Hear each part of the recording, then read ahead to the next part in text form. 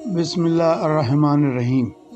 السلام علیکم دوستو، محترم سامعین اور ہمارے عزیز سبسکرائبرز، آپ سب کو خوش آمدید۔ سبسکرائبرز تو بہتر جانتے ہوں گے کہ ان کے پاس جو ویڈیوز پہنچ رہی ہیں ان سے نہ صرف احادیث مبارکہ بلکہ قصائص الانبیاء سے بھی ہماری شناسائی ہوتی ہے اور ان پر عمل کر کے ہماری زندگی اور روزمرہ کے معمولات میں کافی بہتری پیدا ہو رہی ہے۔ اور یہ بڑی خوشی کی بات ہے کہ ہمارے سبسکرائبرز کے علاوہ نان سبسکرائبرز کی بھی ایک کافی بڑی تعداد ہماری ویڈیوز دیکھتے ہیں۔ اس لیے گزارش کی جاتی ہے کہ جن دوستوں نے ابھی تک چینل سبسکرائب نہیں کیا ہے وہ بھی فوراً یہ چینل سبسکرائب کر لیں اور گھنٹی کے آئیکن کو ضرور دبائیں تاکہ ہماری ہر نئی آنے والی ویڈیو سب سے پہلے ان کے پاس پہنچ سکے۔ محترم سامعین، آپ ہماری ویڈیو حضرت یوسف علیہ السلام کے واقعات زندگی کا حصہ اول، دویم اور سوم ملاحظہ کر چکے ہیں، جس میں آپ نے حضرت یوسف علیہ السلام کی پیدائش، والدہ کی وفات، سوتیلے بھائیوں کا آپ کو کنویں میں ڈالنا، آپ کا غلام بنایا جانا اور شاہ مصر کے محل تک پہنچ کر ان کی سرپرستی میں پرورش پانا، شاہ مصر کی بیوی زلیخا کا آپ کے عشق میں مبتلا ہو جانا، بی بی زلیخا کی سازشیں اور آپ کا قید میں ڈال دیا جانا، قیدیوں کو خواب کی تعبیر بتانا، بادشاہ کے خواب کی تعبیر بتا کر واپس محل میں پہنچ جانا اور ایک بڑا عہدہ حاصل کرنا، پھر شاہ مصر بن جانا جیسے اہم واقعات شامل تھے۔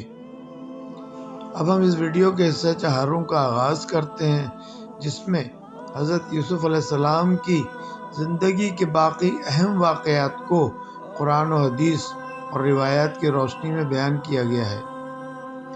ویڈیو کے شروع کرنے سے پہلے ہم آپ سے درخواست کرتے ہیں کہ حضرت یوسف علیہ السلام کی زندگی کے اہم واقعات کی مکمل معلومات حاصل کرنے کے لیے اس ویڈیو کے تمام حصوں کو ملاحظہ فرمائیں، لائک، کمنٹ ضرور کریں اور اپنے دوستوں اور گروپس میں لازمی شیئر کریں۔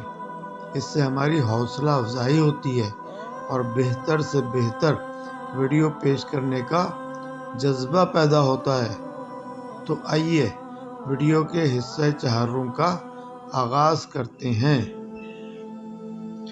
قید کے زمانے میں عزیز مصر کا انتقال ہو گیا اور اس کی بیوی زلیخا محتاج ہو گئی، اس حد تک کہ لوگوں سے مانگنے پر مجبور ہو گئی، جبکہ حضرت یوسف علیہ السلام اس وقت عزیز مصر کے رتبے پر فائز ہو چکے تھے۔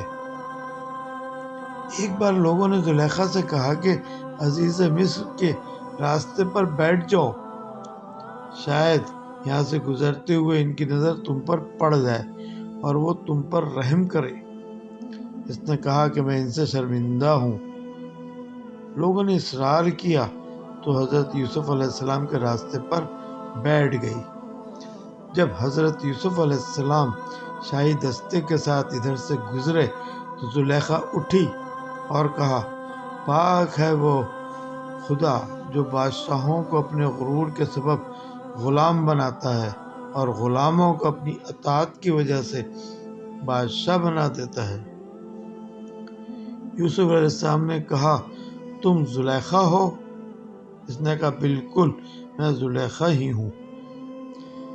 پھر حضرت یوسف علیہ السلام کے حکم کے مطابق اس کو شاہی محل میں لایا گیا۔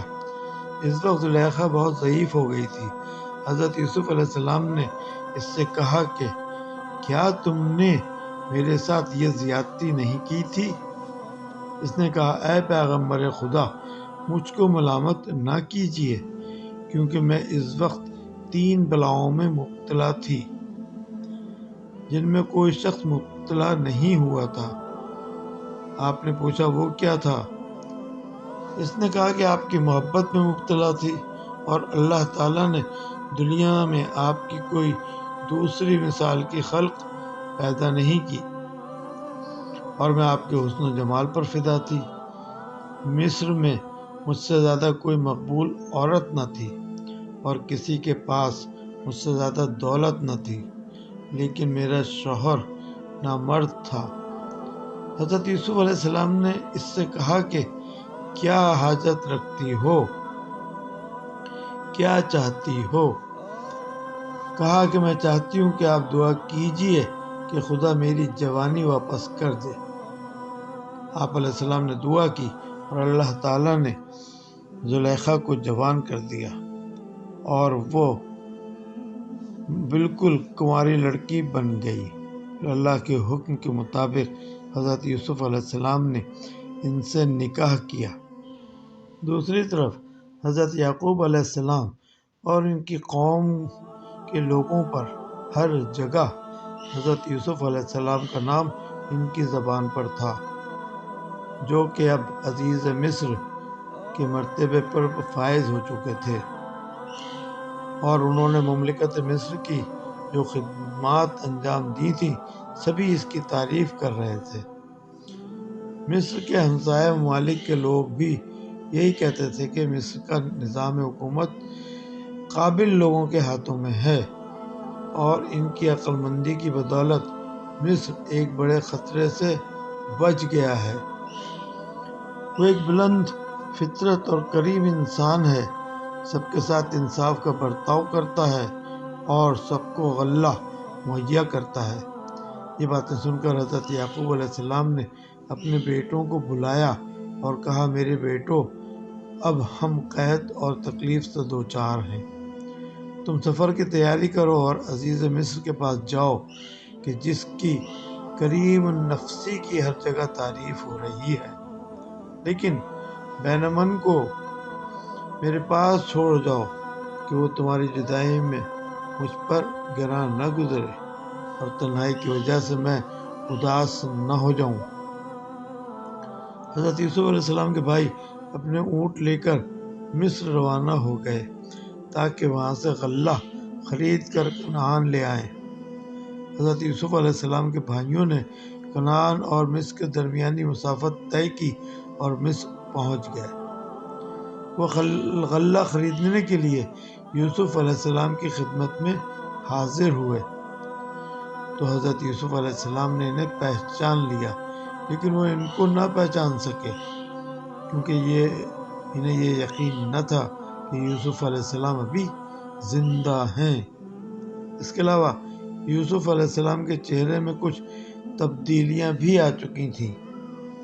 حضرت یوسف علیہ السلام اپنے بھائیوں کو دیکھ کر بہت خوش ہوئے، لیکن جب یہ دیکھا کہ ان کا سگا بھائی بنیامین ان کے ساتھ نہیں ہے تو وہ افسردہ ہو گئے۔ انہوں نے صدقہ دل سے بھائیوں کا استقبال کیا اور انہیں مہمان کے طور پر اپنے پاس ٹھہرایا۔ بعد میں آپ نے ان سے کہا کہ تم لوگ ہمیں اپنا تعارف کرواؤ۔ تب انہوں نے بتایا کہ ہم 12 بھائی ہیں جو کہ پیغمبر اعلی مقام حضرت یعقوب علیہ السلام کی اولاد سے ہیں۔ اس وقت ہم 10 آپ کے سامنے موجود ہیں اور آپ کی عنایت کے امیدوار ہیں۔ ہمارا ایک بھائی ہمارے والد بزرگوار کی خدمت کے لیے ان کے پاس رہ گیا ہے اور 12واں بھائی وہ تو بہت عرصہ پہلے ہی گم ہو گیا تھا۔ سال سے ہمیں اس کے بارے میں کوئی علم نہیں ہے کہ وہ کہاں ہے۔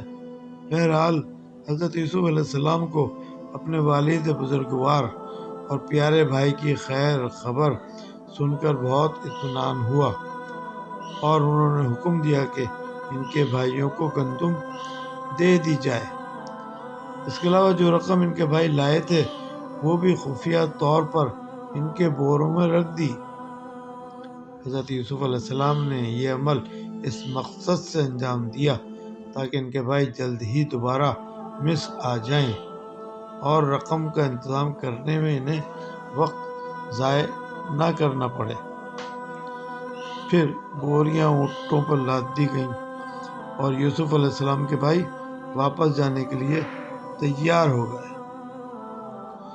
اس موقع پر آپ نے ان سے کہا کہ جب تم دوبارہ مصر آؤ تو اپنے چھوٹے بھائی کو بھی ساتھ لے کے آنا، تاکہ مجھے اطمینان ہو جائے کہ جو کچھ تم نے بتایا ہے وہ بات درست ہے۔ لیکن اگر تم اسے ساتھ نہ لائے تو تمہیں غلہ نہیں ملے گا، اور پھر تم کبھی بھی میرے پاس آنے کا ارادہ نہ کرنا۔ انہوں نے جواب دیا، اس بارے میں ہم اپنے والد بزرگوار سے بات کریں گے۔ ہمیں امید ہے کہ وہ اس بات کو مان لیں گے اور ہم اس چھوٹے بھائی کو ساتھ لا سکیں گے۔ حضرت یوسف علیہ السلام نے اپنے بھائیوں کو الوداع کہا اور خوشی خوشی کنعان لوٹ گئے۔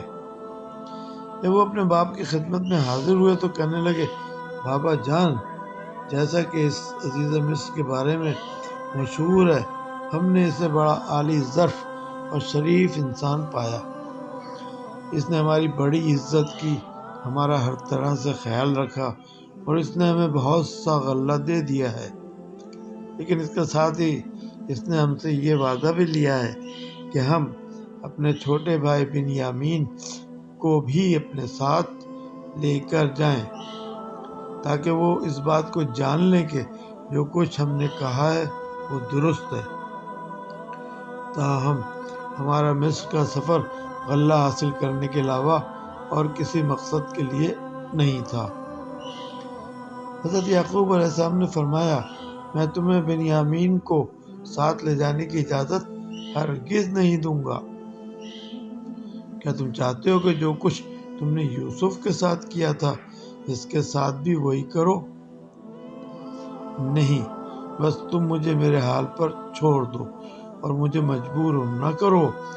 پھر انہوں نے غلے کی بوریاں کھولی اور دیکھا کہ جو رقم وہ گھر سے لے کر گئے تھے وہ بھی غلے میں رکھ دی گئی تھی۔ وہ خوش خوش باپ کے پاس آئے اور کہنے لگے، بابا جان، ہم نے غلط نہیں کہا تھا۔ ذرا عزیز مصر کی اعلیٰ ظرفی تو دیکھیے کہ اس نے ہماری ادا کی ہوئی رقم بھی اپنے پاس نہیں رکھی اور ہمیں واپس کر دی۔ لہٰذا آپ خوف زدہ مت ہوں اور ہمارے بھائی کو ہمارے ساتھ بھیج دیں۔ ہم دل و جان سے اس کی حفاظت کریں گے اور اسے صحیح و سلامت آپ کے پاس واپس لے کر آئیں گے۔ آخر یعقوب علیہ السلام نے دیکھا کہ ان کے بیٹوں کو غلے کی ضرورت ہے اور وہ مصر جانے کے لیے بے چین ہیں۔ اس کے علاوہ وہ عزیز مصر سے وعدہ کر چکے ہیں کہ اپنے بھائی کو اپنے ساتھ لائیں گے۔